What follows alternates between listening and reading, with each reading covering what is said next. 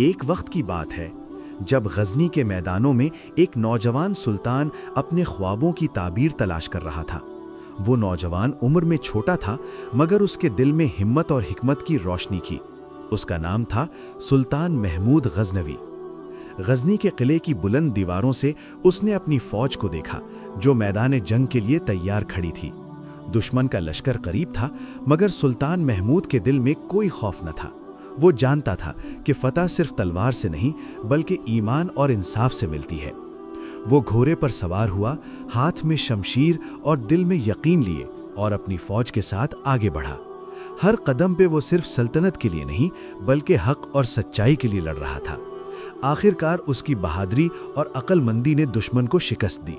میدان جنگ میں فتح کی آواز گونج اٹھی اور سلطان محمود کا نام تاریخ میں امر ہو گیا۔ سبق: جو لوگ ایمان، ہمت اور صبر کے ساتھ چلتے ہیں وہی تاریخ بناتے ہیں۔